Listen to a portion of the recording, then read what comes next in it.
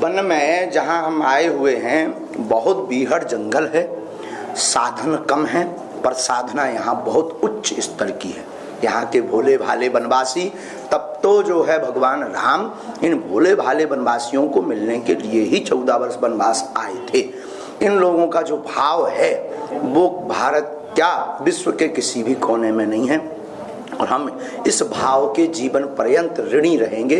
और भारत के संतों से भी निवेदन करेंगे कि अब जो है विदेशों से धर्म बचने वाला नहीं है। सबसे पहले आखिरी स्तंभ पर जो खड़े हुए लोग हैं उनको पकड़िए और वन में जाकर के उनको रामचरित्र से जोड़िए, ताकि सनातनी संस्कृति का बहुमुखी रूप से प्रचार हो और सभी वनवासी जागृत एकजुट होकर के सनातन संस्कृति से जुड़ पाए।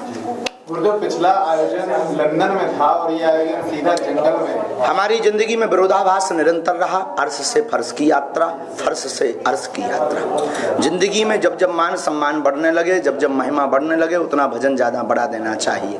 और ये सब सदगुरु प्रेरणा से है। पूज्य गुरुदेव भगवान सन्यासी बाबा दादा गुरु जी की ऐसी प्रेरणा लगी कि अब वन में जाकर के वनवासियों को अपने निज खर्च से कथा सुनानी है। गुरु जी, अब दोबारा कब ऐसा कथा वगैरह होगी? ये सब जल्दी ही 2-3 माह के अंतर्गत खुशखबरी मिलेगी। सिवनी में अथवा मंडला की तैयारी प्रारंभ हो गई है और हमारा प्रयास है आजीवन पर्यंत इसी प्रकार से वनवासी जिनके पास कोई बड़े कथाकार नहीं पहुंच पाते, संत नहीं पहुंच पाते, भारत की प्रथम व्यासपीठ बागेश्वर पीठ है जो वन में जाकर के वनवासियों को अपने निज खर्च से कथा सुना रही है। गुरु जी, इसमें और किसी पार्टी का सहयोग? कुछ कोई पार्टी आती, हमारी खुद की पार्टी है पहले से ही। बजरंगबली की पार्टी है जिसका निशान मुगदर है, जिसका नारा है जो राम का नहीं वो किसी काम का नहीं, जो राम का नहीं उसकी ठटरी। Vote for you everyone.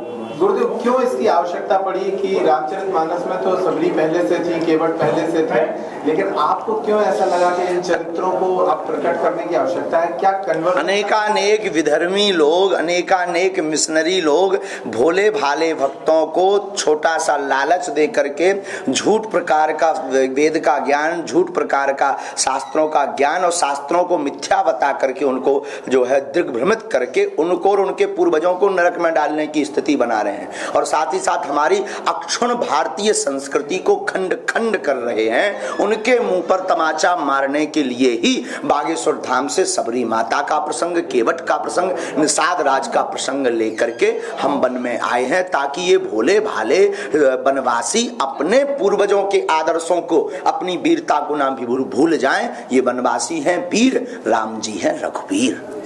पन्ना जी, लिखिए एक और आयोजन से आदिवासी वनवासियों के जीवन में किस तरह से प्रभाव पड़े? बहुत। एक तो प्रभाव ये पड़ा कि जहाँ कथा हुई वहाँ आर्थिक स्थिति में सुधार शुरू हुआ है, क्योंकि कम से कम 50,000 लोग बाहर के भक्त आए। उन्होंने गुटखा भी खरीदा, न जाने क्या क्या खरीदा, चाय भी पी, दुनियादारी ली, तो वो पैसा कहाँ आया? इन्हीं लोगों के पास आया। एक तो ये, दूसरा सनातनी संस्कृति के प्रचार के कारण इनके जो नशा पदार्थ में जीवन व्यतीत हो रहा था, पौवा और महुआ में, महुआ इनकी जीविका है, लेकिन पौवा पी करके ये सब बर्बाद कर देते हैं। कई नहीं 1 लाख वनवासी लोगों ने हमारे साथ शपथ ली है कि हम नशा नहीं करेंगे और जो नशा करेगा उसको रोकेंगे। 1 लाख ना सही 10,000 भी सुधर गए तो पूरा वन सुधर गया, और इसकी शुरुआत अगर हो रही है बहुत अच्छी है। तीसरा लाभ इन वनवासियों को ये हुआ कि इनके पास आज तक कोई बड़ा नेता या बहुत बड़ा संत नहीं आ पाया, तो भारत के अनेक संत आए हैं। 2-3 संत मैहर वाले महात्मा, हम तो संत नहीं हैं पर मैहर वाले महात्मा जी आए, और राजपीठ से भी बहुत लोग आए, उनको भी इनकी दशा देखने को मिली। अब वो कुछ ना कुछ उस पर कार्य करेंगे, तो एक तो ये लाभ हुआ। चौथा लाभ, सबरी माता का मंदिर जो इनका आदर्श है वनवासियों का, उसको बनाने की संकल्प यात्रा दास के मुख से व्यासपीठ से प्रारंभ हुई। ये चौथा लाभ वनवासियों को मिल गया है।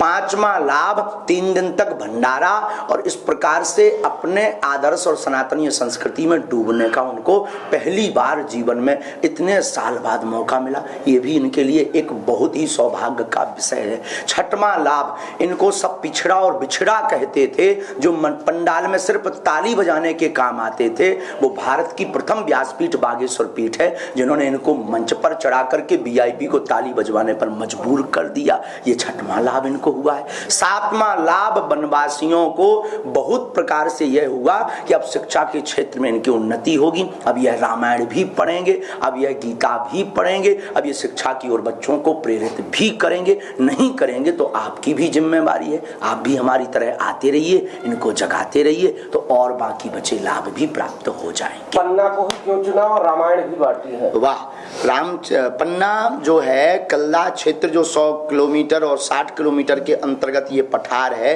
बीहड़ जंगल है, भयावह जंगल है। भयावह मतलब यहाँ पर पशु भी रहते, पक्षी भी रहते, मानव भी रहते, वनवासी समूह भी रहते हैं। 18 पिछड़े क्षेत्रों में एक क्षेत्र कल्ला क्षेत्र भी है। और पन्ना एक ऐसी भूमि है जो हमारे बागेश्वर धाम के नजदीक भी थी और बहुत पिछड़ा हुआ भी था, भयावह वन भी था। जुगल किशोर और चौमुखनाथ ये हमारे पूज्य दादा गुरुजी की कर्मभूमि है, जहाँ पर यज्ञ करवाई थी, पूरे क्षेत्र को पता है। चौमुखनाथ भगवान उनके नजदीक है। माँ मैहर वाली माता का आशीर्वाद प्राप्त भी नजदीकता से हुआ है। तो इन सभी प्रकल्पों को दृष्टिगत रखते हुए कल्ला क्षेत्र पन्ना जिले को इसके लिए कथा के लिए चुना है। गुरुदेव जी, माता सबरी का जो मंदिर निर्माण के लिए आयोजन किया गया है जी, वो कब तक लगभग? अब ये तो पता नहीं, कुछ शासन प्रशासन व्यवस्था कर रही है। हम तो कह दिए हैं, निवेदन कर दिए हैं, कलेक्टर ने हमको वचन दे दिया है। यहाँ के कलेक्टर साहब बहुत अच्छे हैं, बहुत काम करवा रहे हैं। विगत 20 साल का उनका महिमा गुणगान नहीं कर रहे हैं, पर पन्ना को 10 साल आगे की रूपरेखा उन्होंने बनाकर रख दी है।